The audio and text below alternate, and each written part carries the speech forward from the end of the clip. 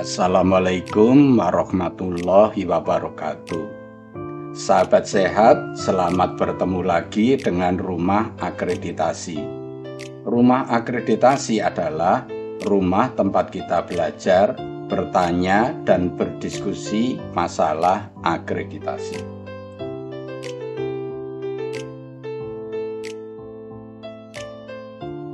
Kali ini kita akan memberikan tutorial tentang survei kepuasan pasien ya.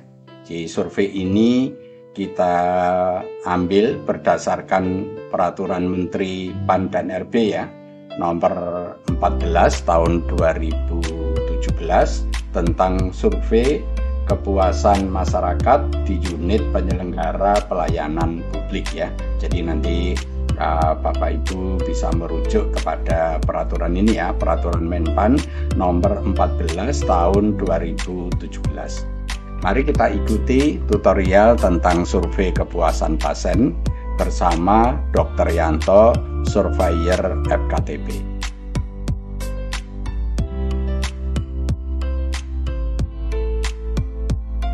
Yang dimaksud dengan survei kepuasan pasien adalah kegiatan pengukuran ya secara komprehensif tentang tingkat kepuasan pasien ya terhadap kualitas pelayanan yang diberikan oleh fasilitas pelayanan kesehatan kepada pasien. Jadi contohnya kalau suatu puskesmas ya toh, kemudian sudah memberikan pelayanan kepada pasien, maka yang dimaksud survei kepuasan pasien adalah ya mengukur ya kepuasan pasien yang berobat di puskesmas itu. Jadi pasien yang berobat di puskesmas itu kita tanya ya, kita carikan informasi seberapa kepuasannya. Itu nanti yang disebut dengan survei kepuasan pasien ya.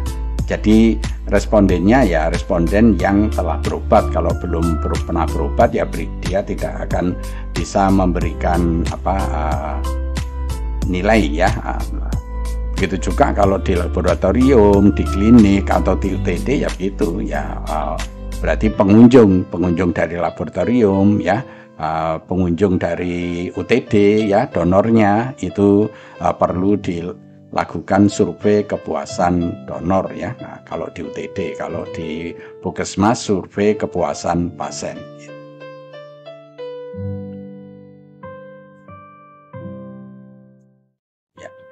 Tujuannya apa? Jadi mengukur tingkat kepuasan masyarakat atau tingkat kepuasan pasien itu ya sebagai dasar untuk upaya peningkatan mutu ya.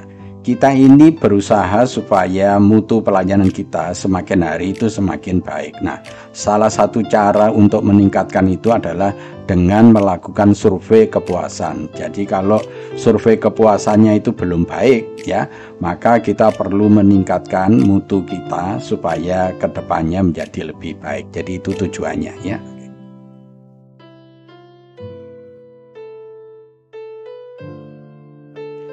Unsur apa aja yang perlu ditanyakan ya dalam survei kepuasan pasien ini ya. Jadi berdasarkan keputusan Menteri PAN dan RB nomor 14 tahun 2017 itu ada 9 ya. Ada 9 persyaratan 9 unsur ya. 9 unsur yang harus ditanyakan dalam survei itu. Nah, jadi 9 unsur itu nanti yang pertama itu tentang persyaratan ya. Jadi yang pertama itu tentang persyaratan. Jadi persyaratan itu adalah syarat yang harus dipenuhi dalam mengurus ya atau dalam meminta jenis pelayanan. Baik itu persyaratan teknis maupun persyaratan administrasi. Jadi kalau kita memberikan suatu pelayanan, jadi pasien atau masyarakat yang mau kita beri pelayanan itu kan perlu memberikan syarat, akan ada syaratnya. Nah, syarat itu yang perlu kita tanyakan kepada pasien. Jadi di sini contohnya adalah persyaratan pendaftaran pasien. Jadi kalau pasien mau berobat itu persyaratannya apa? Kemudian pasien BPJS itu kalau berobat itu persyaratannya apa? Itu yang disebut tentang persyaratan.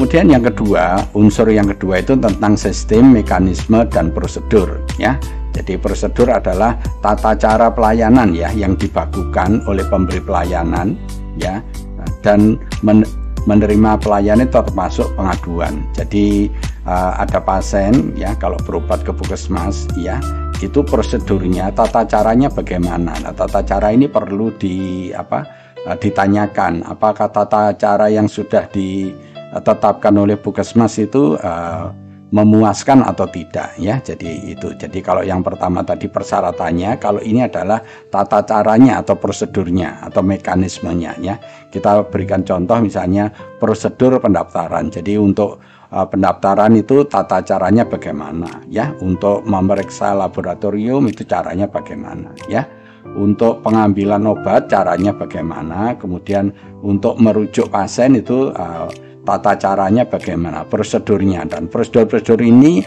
atau biasa kita sebut dengan SOP ini kan sudah dibuat oleh puskesmas. Nah, pasien itu perlu ditanya SOP yang kita buat ini puas enggak ya. Jadi kalau masyarakat atau pasien itu tidak puas dengan prosedur ini, berarti prosedur ini perlu ditinjau kembali ya untuk kita perbaiki ke depannya.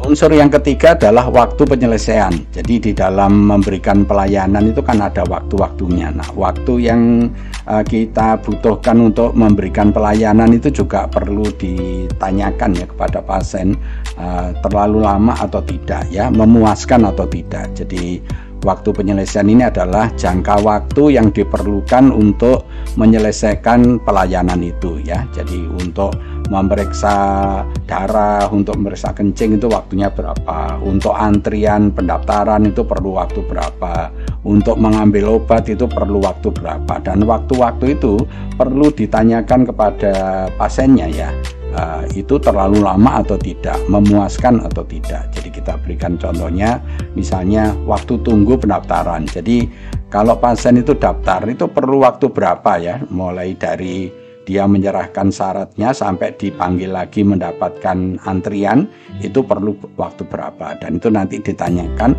terlalu lama atau tidak. Kemudian waktu tunggu pemeriksaan ya, jadi kalau mau periksakan tunggu, nah tunggunya itu terlalu lama atau tidak ya. Nah itu perlu ditanyakan pada pasien, memuaskan atau tidaknya, sehingga nanti kita bisa tahu ternyata waktu tunggunya terlalu lama ya. Misalnya waktu tunggu pemeriksaan laboratorium, kalau kita contohnya memeriksakan gula darah ya, itu antriannya lama atau tidak, atau kalau sudah diambil darahnya nunggu hasilnya itu lama atau tidak, itu yang disebut tentang waktu penyelesaian. Nah, ini hal-hal seperti ini perlu ditanyakan lewat survei ini ya.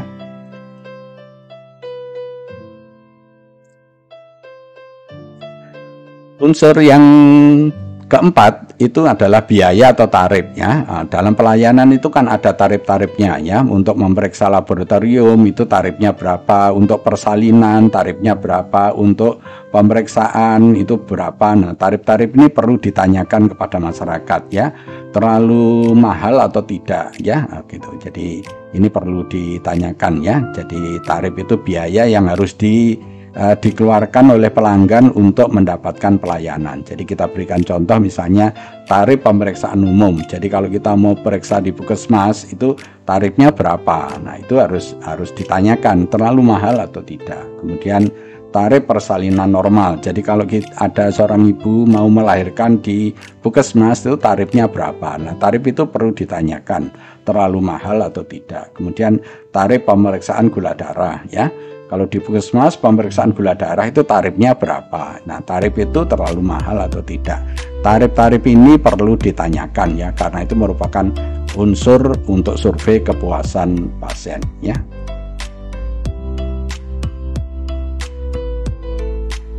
Berikutnya adalah produk spesifikasi jenis pelayanan. Jadi produk-produk kita atau jenis pelayanan ya, itu yang diberikan kepada pasien itu juga perlu ditanyakan apakah produk ini sudah sesuai atau belum ya, atau perlu ditambah atau perlu dirubah atau ya.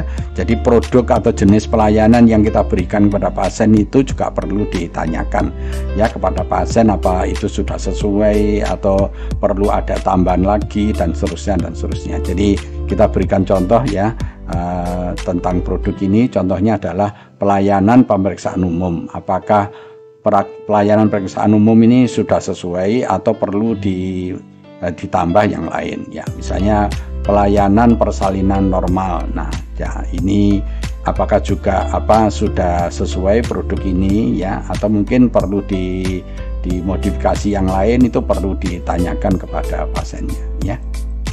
Dan juga misalnya pelayanan apotek ya. Nah dalam pelayanan apotek ini produknya atau pelayanannya itu juga ditanyakan ya. Apa yang kurang dalam pelayanan ini, memuaskan atau tidak ya, itu perlu ditanyakan. Soalnya pelayanan-pelayanan yang kita berikan itu produk ini, jadi produk kita, produk Puskesmas ini semuanya perlu ditanyakan, ini sudah memuaskan pasiennya atau belum.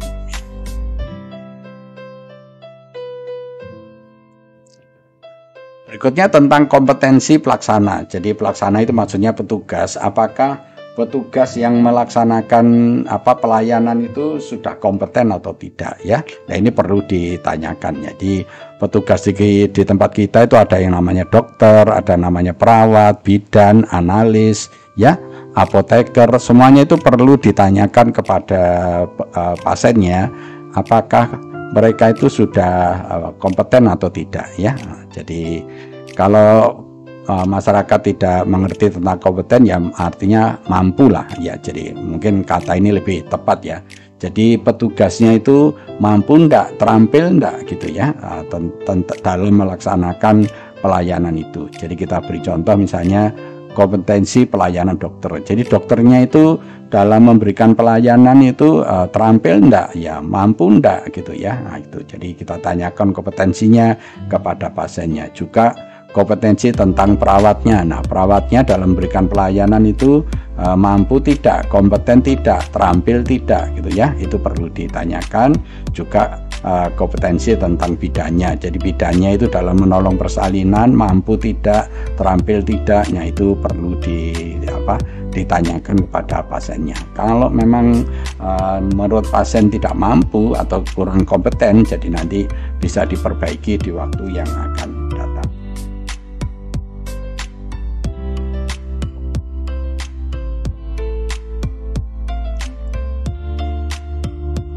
Berikutnya adalah tentang perilaku ya, perilaku dari petugas, baik dokternya, perawatnya, bidannya, analisnya, apotekernya, perilakunya itu juga perlu ditanyakan. Jadi berbeda tentang kompetensi dan perilaku. Kalau perilaku itu ya tentang karakter dari masing-masing petugas ya, itu perlu ditanyakan ya. Jadi dalam memberikan pelayanan, sikap petugas dalam memberikan pelayanan itu perlu ditanyakan. Misalnya sikap dokternya dalam memberikan pelayanan ya, ramah atau tidak ya, itu perlu ditanyakan ya. Oke. Juga sikap bidan dalam memberikan pelayanan, kalau memberikan pelayanan itu ramah atau tidak ramah ya, suka senyum atau tidak senyum, itu perlu ditanyakan di dalam survei ini ya.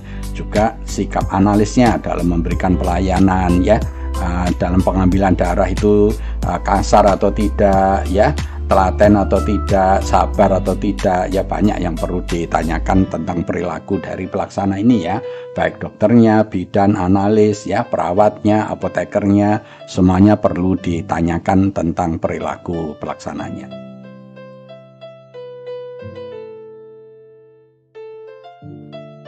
Berikutnya tentang penanganan pengaduan, saran dan masukan. Jadi kalau pasien itu memberikan pengaduan, memberikan saran atau memberikan masukan, penanganannya bagaimana?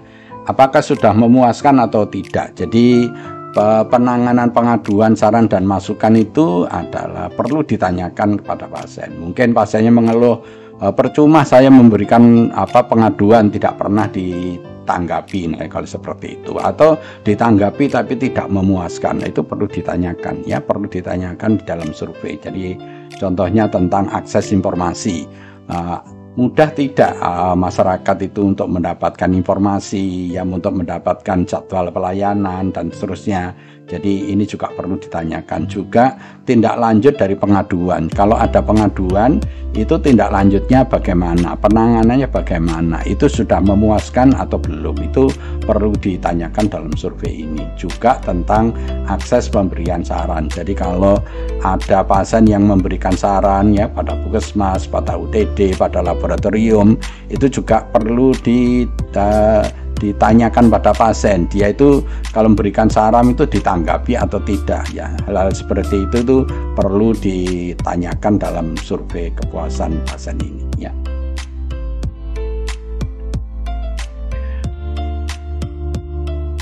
Kemudian unsur yang terakhir, jadi ada 9 unsur, ya. Unsur yang terakhir tentang sarana dan prasarananya.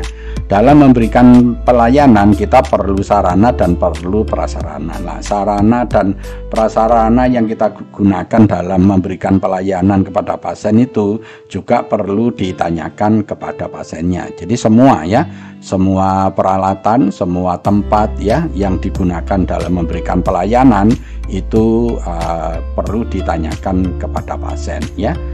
Bisa kamar mandinya, bisa ruang tunggunya, ya, AC-nya dingin atau tidak, ya. Jadi semua sarana dan prasarana itu sekali lagi perlu ditanyakan kepada pasien, ya. Itu sudah memuaskan atau belum, ya. Jadi contohnya tentang sarana ruang tunggunya, tempat duduknya, ya, itu nyaman atau tidak, ya, suasananya itu terang atau tidak, kebersihannya, itu semuanya tentang sarana ruang tunggu.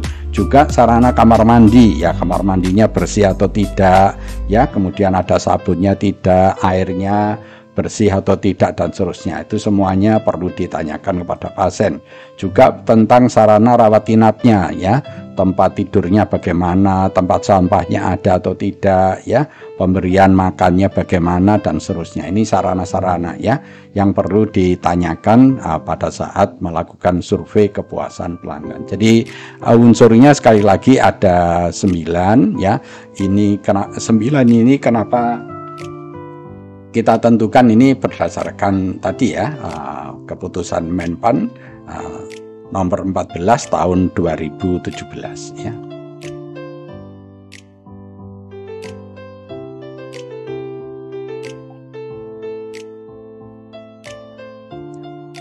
Berikutnya adalah tata cara pelaksanaan survei, ya.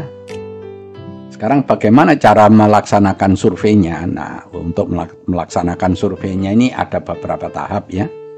Yang pertama adalah membentuk tim. Jadi tidak bisa survei itu dilakukan sendirian, jadi harus membentuk tim. Saya sarankan membentuk tim seperti yang di sebelah ini, ya. Jadi ada ketuanya, ada sekretarisnya, dan ada anggotanya, ya. Anggotanya berapa, ya, tergantung kebutuhan. Yang penting menjadi minimal 3, ya. Ketua, sekretaris, dan anggota, ya. Ini yang akan, ya, menjadi tim untuk melaksanakan survei, ya.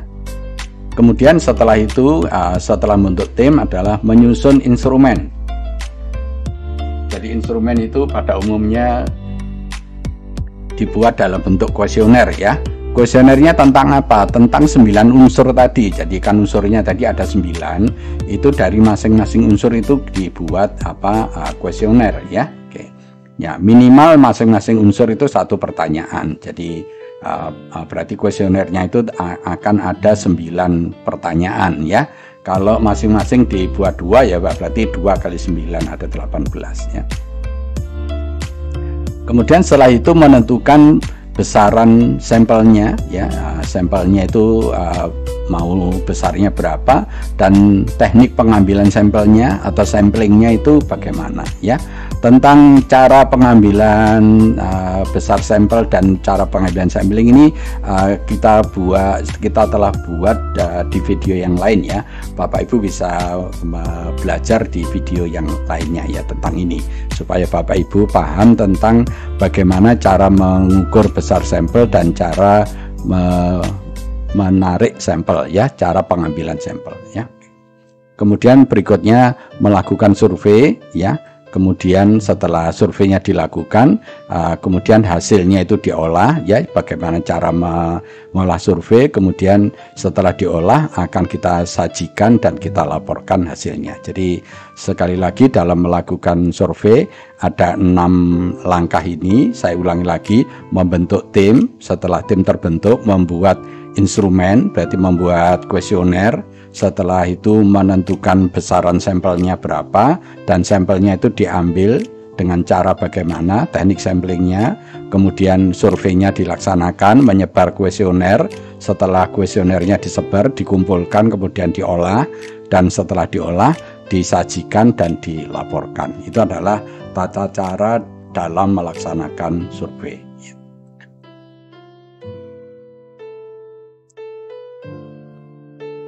Berikutnya adalah menyusun instrumen. Dan instrumen survei atau kuesioner ini sudah ada contohnya, ya, ada contohnya seperti yang ada di Menpan, ya, nomor 14 tahun 2017. Bapak Ibu bisa ya meniru sesuai yang ada di dalam peraturan itu atau bisa membuat sendiri. Jadi bisa yang ikuti aja sesuai dengan SK Menpan itu atau bisa membuat sendiri. Ya, kita lihat beberapa contohnya. Ya, jadi kalau di Menpan itu untuk unsur 1 itu kuesionernya seperti ini. Bagaimana pendapat saudara tentang kesesuaian persyaratan pelayanan dengan jenis pelayanannya? Ya, ada pilihan tidak sesuai, kurang sesuai, sesuai, dan sangat sesuai. Jadi ini kan harusnya 5 ya, tapi ini yang di tengah-tengah ini dihapus jadi 4 aja. Jadi Bapak Ibu kalau membuat kuesioner jawabannya 4 aja ya, sesuai dengan peraturan ini. Jadi jawabannya tidak sesuai, kurang sesuai, sesuai, atau sangat sesuai. Ini kalau yang seperti SK Menpan. Kalau kita mau membuat sendiri boleh aja. Kita misalnya membuatnya begini. Bagaimana pendapat saudara tentang persyaratan periksa sebagai peserta BPJS? Ya, tidak sesuai, kurang sesuai, sesuai, atau sangat sesuai. Ya, oke. Jadi Bapak Ibu jawabannya mau dirubah yang lain ya boleh. Misalnya tidak puas, kurang puas, puas, atau sangat puas juga boleh ya. Jadi dalam menyusun instrumen ini ada beberapa ya hal yang bisa dirubah sesuai dengan kebutuhan kita. Ini untuk unsur yang pertama.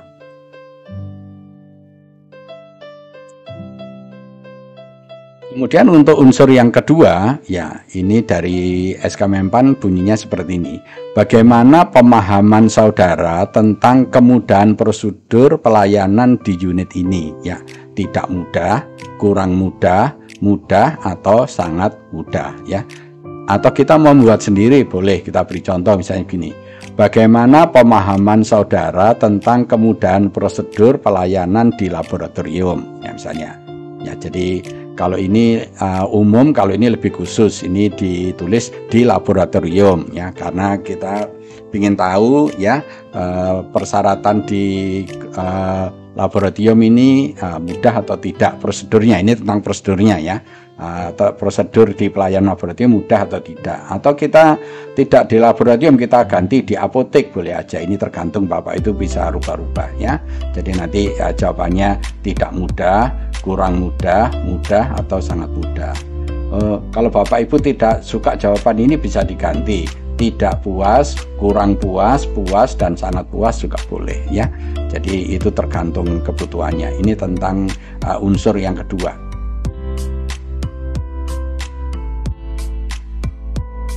Berikutnya unsur yang ketiga ya. Kalau sesuai dengan SK Menpan bunyinya begini. Bagaimana pendapat saudara tentang kecepatan waktu ya dalam memberikan pelayanan? Ini yang ditanyakan tentang kecepatan waktu. Jadi ini jawabannya tidak cepat, kurang cepat, cepat, atau sangat cepat ya. Ini dalam memberikan pelayanan, tapi pelayanan ini masih secara umum. Bapak Ibu bisa membuat sendiri supaya lebih spesifik, misalnya seperti ini ya. Bagaimana pendapat saudara tentang kecepatan waktu dalam memberikan pelayanan di apotek? Kalau ini menanyakan kecepatan pelayanan di apotek. Kalau Bapak Ibu pengen rubah ya boleh. tentang memberikan pelayanan di pendaftaran, memberikan pelayanan di laboratorium, ya, memberikan pelayanan di imunisasi, ya terserah Bapak Ibu pengen mengganti ini dengan beberapa cara, ya. Kemudian jawabannya tidak cepat, ya, kurang cepat, cepat dan sangat cepat, atau Bapak Ibu pengen mengganti yang lain boleh, ya. Jadi sekali lagi bisa sesuai dengan SK atau bisa membuat sendiri. Ini kuesioner unsur yang ketiga.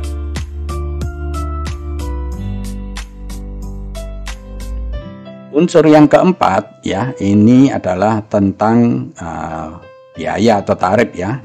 Jadi kalau contohnya yang kuesioner nomor 4 ini, bagaimana pendapat saudara tentang kewajaran biaya atau tarif dalam pelayanan, ya. Jadi jawabannya sangat mahal, cukup mahal, murah atau gratis, ya. Tapi kalau di SK 4 ini secara umum, Bapak Ibu bisa merubahnya untuk lebih spesifik. Jadi misalnya begini, bagaimana pendapat saudara tentang kewajaran atau biaya tarif dalam pelayanan persalinan normal? Jadi ini kalau di Puskesmas ditanyakan tentang biaya persalinan. Jadi jawabannya bisa sangat mahal, cukup mahal, murah atau gratis. Atau Bapak bisa ganti, mungkin tidak menanyakan di persalinan tapi menanyakan tentang pemeriksaan darah lengkap, tentang pemeriksaan urin lengkap dan seterusnya, ya. Jadi itu Bapak Ibu bisa ganti sesuai dengan kebutuhan, ya.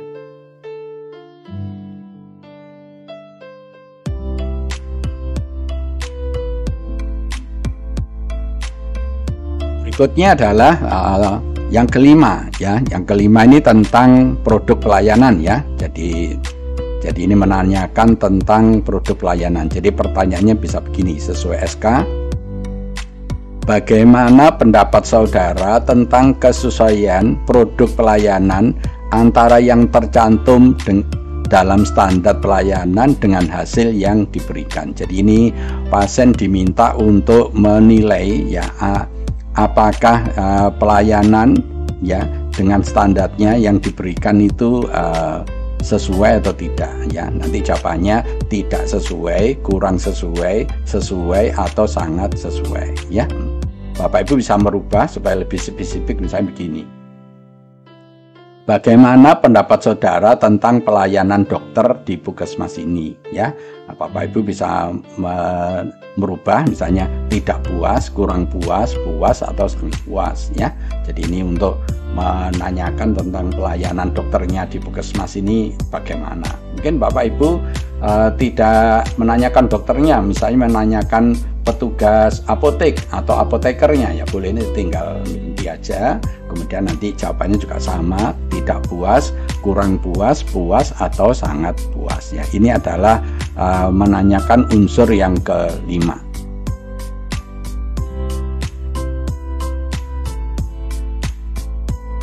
Kemudian unsur yang keenam, ya. Unsur yang keenam ini diberikan contoh, ya. Bagaimana pendapat saudara tentang kompetensi atau kemampuan petugas dalam memberikan pelayanan? Ini menanyakan tentang kompetensi atau kemampuan petugas, ya. Jadi jawabannya bisa tidak kompeten, kurang kompeten, kompeten atau sangat kompeten. Ini kalau kata kompeten ini tidak dimengerti oleh masyarakat, ya boleh diganti tidak mampu, kurang mampu, mampu atau sangat mampu. Atau kita modifikasi sendiri seperti ini, misalnya bagaimana pendapat saudara tentang kemampuan bidan, ya, dalam melayani persalinan, misalnya begitu, ya. Jawabannya tidak mampu, kurang mampu, mampu atau sangat mampu. Atau tentang petugas yang lain, misalnya petugas laboratorium, bagaimana, ya, pendapat saudara tentang kemampuan analis dalam mengambil sampel darah, ya. Nanti tidak mampu, kurang mampu, mampu atau sangat mampu, ya. Jadi ini bisa Bapak Ibu ganti-ganti sesuai kebutuhan, ya. Kalau di unit transfusi darah, ya bisa diganti misalnya begini. Bagaimana pendapat saudara, ya, tentang kemampuan petugas UTD dalam pengambilan darah? Nanti jawabannya tidak mampu, kurang mampu, mampu atau sangat mampu, gitu, ya. Jadi ini bisa dirubah-rubah sesuai dengan kebutuhan.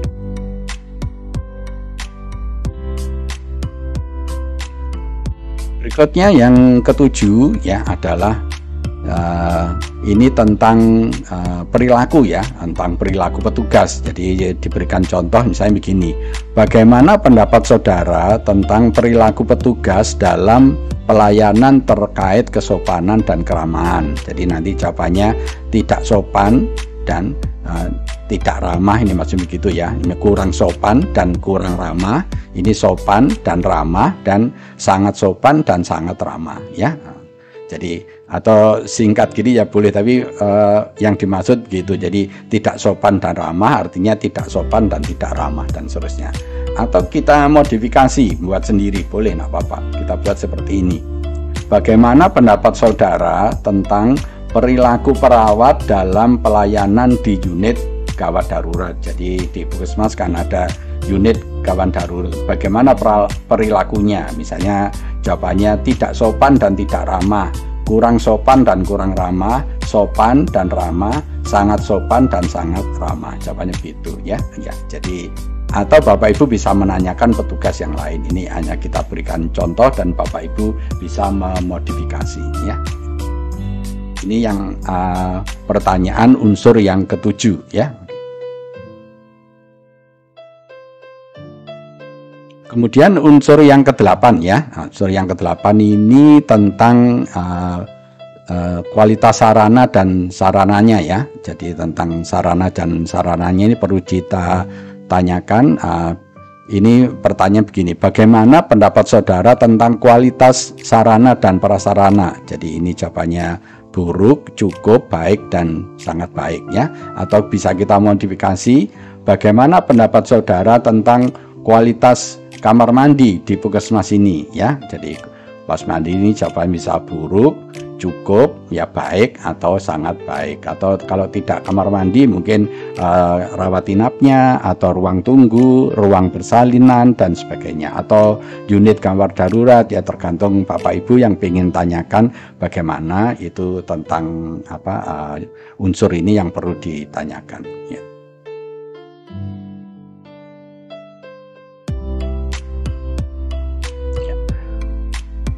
Berikutnya adalah yang unsur ke-9, ini tentang pengaduan ya. Jadi kalau ya dicontohkan dalam SK Mempan ini ya, bagaimana pendapat saudara tentang penanganan pengaduan ya. Jawabannya tidak ada. Ada tetapi tidak berfungsi, berfungsi kurang maksimal, atau dikelola dengan baik. Nah ini yang diberikan oleh SK Mempan. Kemudian kalau kita buat sendiri, kita berikan contoh gini. Bagaimana pendapat saudara tentang penanganan pengaduan pengguna layanan, misalnya begitu ya. Jadi ini kita berikan jawaban misalnya tidak ada tetapi tidak berfungsi, berfungsi tapi kurang maksimal, atau dikelola dengan baik. Nah jawabannya Bapak Ibu mau merubah ya juga boleh, atau dirubah aja misalnya tidak puas, kurang puas, puas, dan sangat puas juga boleh ya. Jadi dalam membuat kuesioner ini Bapak Ibu sudah diberikan contoh. Nah diharapkan dengan contoh-contoh ini Bapak Ibu sudah bisa membuat kuesionernya dan tidak keliru lagi apa dan bagaimana cara menanyakannya ya.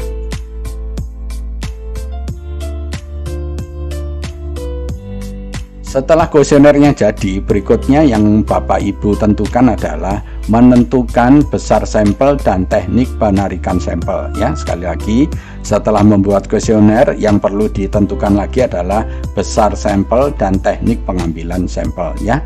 Tentang cara mencari atau mengukur besar sampel dan teknik pengambilan sampel, ini sudah kita jelaskan panjang lebar di video yang lain ya. Bapak Ibu bisa melihat di video yang lain tentang cara mengukur besar sampel dan teknik pengambilan sampel ya. Jadi untuk menghitung besaran sampel itu bisa menggunakan tabel sampel dari Krejcik dan Porban. Ini ada yang di sebelah ini ya. Jadi ini populasinya. Jadi kalau populasinya berapa, ini di sebelahnya itu sampelnya. Jadi ini tinggal membaca aja. Jadi kita beri contoh kalau 500 ya, kalau populasinya 500 berarti sampelnya 176 ya. Kalau 1000 itu 214 dan seterusnya, nanti bisa Bapak Ibu dibaca ini ya. Kemudian bisa juga menggunakan rumus solving, cuma menggunakan rumus ini agak rumit ya. Untuk menentukan besaran ini saya sarankan menggunakan tabel sampel dari Krejci dan Morgan ini ya.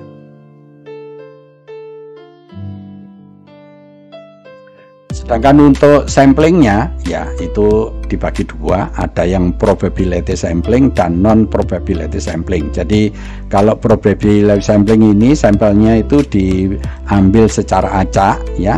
Kalau non probability sampling ini sampelnya itu diambil secara tidak acak ya. Ini ada beberapa contohnya ya, yang termasuk probability sampling adalah simple random sampling, kemudian systematic random sampling, kemudian stratified random sampling, kemudian multi-static random sampling, dan cluster random sampling. Kemudian yang non probability sampling itu ada consecutive sampling, kemudian ada convenient sampling, kemudian ada ya judgmental sampling, purposive sampling atau trigger sampling, kemudian yang keempat total sampling. Jadi ada 9 totalnya ya, 5 tentang probability sampling dan 4 tentang non probability sampling ya. Untuk penjelasan masing-masing ini Bapak Ibu silakan melihat di video yang lain yang saya buat secara terpisah.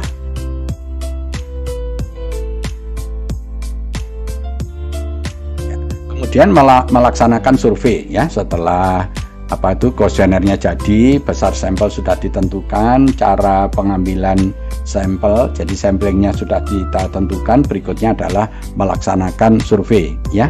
Dalam melaksanakan survei itu bisa dilaksanakan dengan beberapa cara ya. Cara yang pertama adalah menggunakan kuesioner. Jadi kita membuat kuesioner, kemudian kuesionernya kita bagikan kepada responden ya. Cara yang kedua adalah wawancara ya. Wawancara berarti kita membuat tentang ya, formulir wawancaranya, kemudian kita mewawancarai dari responden, hasilnya kita catat di sini. Jadi terserah Bapak Ibu pengen atau senang menggunakan yang mana. Saya sarankan dua ini ya, bisa menggunakan dengan cara kuesioner dengan cara wawancara ya.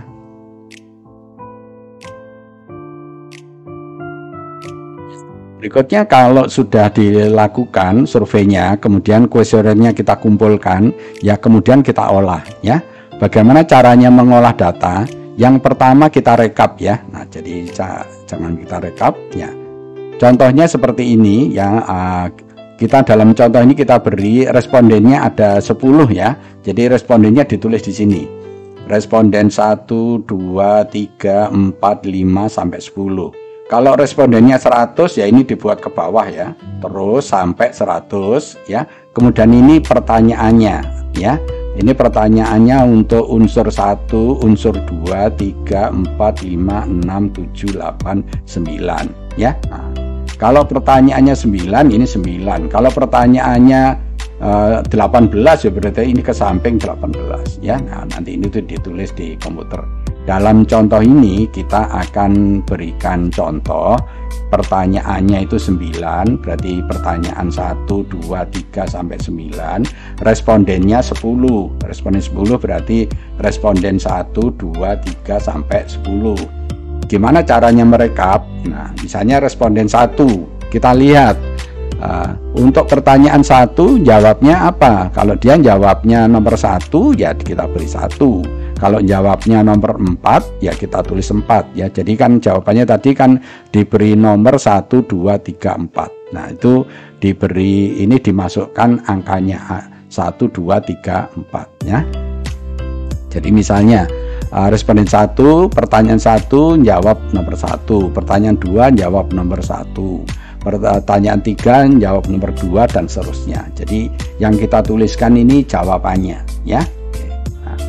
Setelah semuanya dimasukkan, di enter, ini R1 responden 1 sudah lengkap, 2 lengkap, sampai 10 sudah lengkap ya. Nah, kemudian ini ditotal ke bawah. Jadi 1 tambah 4 tambah ini ya, ditotal semua. Nah, ketemu 29, ini totalnya ya.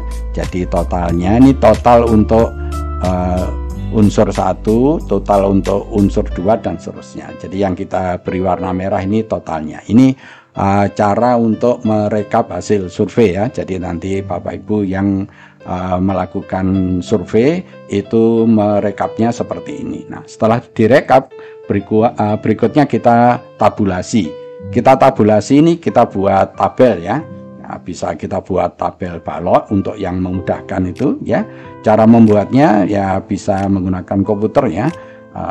Saya kira semuanya sudah tahu itu. Jadi nanti hasilnya sudah langsung dalam bentuk tabel yang baik ya. Dalam contoh ini kita berikan tentang cara membuat tabelnya, tapi Bapak Ibu bisa belajar sendiri. Seandainya Bapak Ibu kesulitan untuk membuat tabel ini, nanti akan kita buatkan video tersendiri ya. Silahkan nulis di komen ya. Kemudian setelah itu, setelah direkap, ditabulasi, kita menghitung indeks kepuasannya. Nah, menghitung indeks kepuasannya ini adalah yang penting supaya Bapak Ibu bisa tahu dari hasil survei itu indeks kepuasan puskesmas, indeks kepuasan laboratorium, indeks kepuasan klinik itu bisa diketahui ya. Nah, bagaimana caranya menghitung indeksnya, kita ikuti yang berikut ini.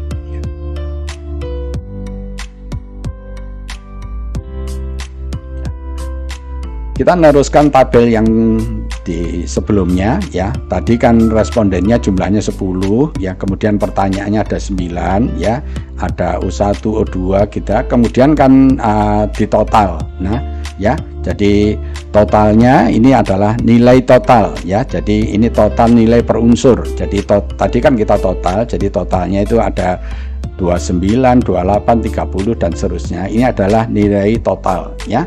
Total tadi kan sudah kita berikan, jadi supaya tidak lupa kita berikan ya tadi ya, tak ingatkan lagi. Jadi setelah direkap gini, ini kemudian kita total. Ini yang disebut total ya. Kemudian ini kita lihat lagi, kita pindahkan ke sini. Ini totalnya. Jadi ini adalah total dari masing-masing unsur. Ini yang disebut total nilai per unsur ya. Kemudian setelah itu ya, ini dibuat tentang nilai rata-rata ya. NRR ini nilai rata-rata per unsur ya.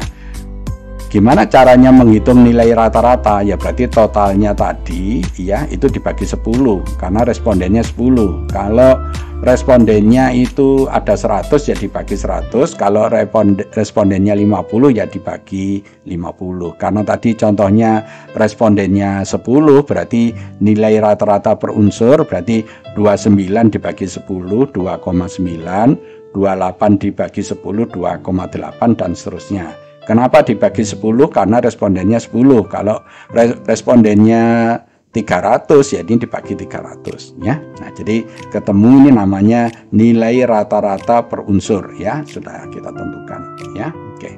Kemudian setelah itu kita hitung lagi yang namanya nilai rata-rata tertimbang ya. Apa yang dimaksud nilai rata-rata tertimbang adalah nilai rata-rata kali 0,11 ya. Jadi 0,11 ya. Dari mana asalnya angka 0,11 ini adalah ini jumlahnya ini kan 9 berarti 1 dibagi 9 bobotnya ini ya.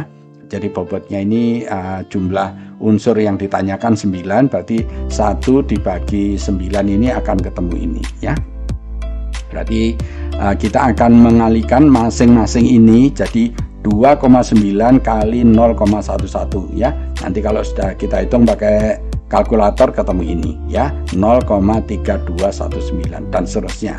Ini yang disebut nilai rata-rata tertimbang ya. Cara menghitungnya yaitu nilai rata-rata per unsur dikalikan 0,111 ketemu angka ini, kemudian ini totalnya ya, total nilai rata-rata tertimbang 3,108. Indeks kepuasannya gimana? Nah, indeks kepuasan itu adalah jumlah nilai rata-rata tertimbang ya, jadi ini kan nilai rata-rata tertimbang dijumlahkan, jumlahnya ketemu 3,108 dikalikan 25. Ini rumusnya ya. Jadi rumusnya ini sudah kita ikuti aja. Jadi indeks kepuasan itu adalah jumlah nilai rata tertimbang jumlahnya 1,108, 3,108 kali 25 ketemu 77,7. Nah, 77,7 itu termasuk kategori baik ya. Begitu caranya ya. Nah, tolong Bapak Ibu perhatikan, nanti sekali lagi kalau masih kurang jelas bisa ditanyakan di komen ya, nulis di komen ya supaya kita bisa jelaskan lagi.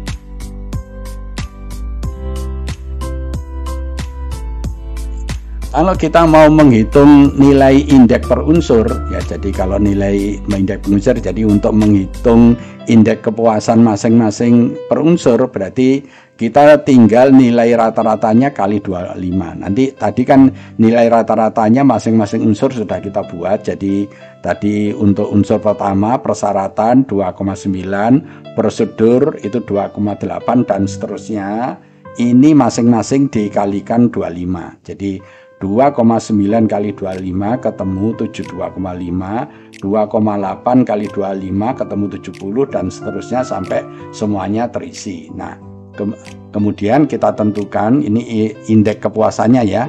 Dan jadi tentang persyaratan itu ketemu 7,2, prosedur 70, waktu pelayanan 75. Nah, arti dari nilai ini kalau 72,5 itu kurang baik, 70 itu kurang baik, 90 itu sangat baik, 80 itu baik dan seterusnya. Ini Bapak Ibu nanti juga membuat ini supaya tahu indeks kepuasan dari masing-masing unsur ya.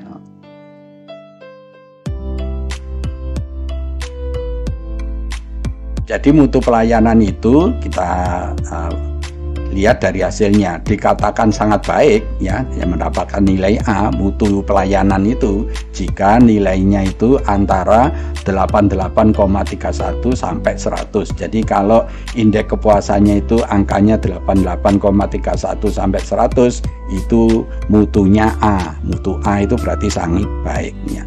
Kemudian mutu B itu baik jika angkanya itu antara 76,61 sampai 88,30. Nah, indikator mutu nasional itu diharapkan minimal itu angkanya 76,61. Jadi ini angka terendah yang diharapkan. Kalau angka indeks kepuasannya itu kurang dari ini berarti itu tidak baik ya. Jadi yang diharapkan oleh Kemenkes itu angka terendahnya adalah 76,61, jadi nilai B yang paling rendah.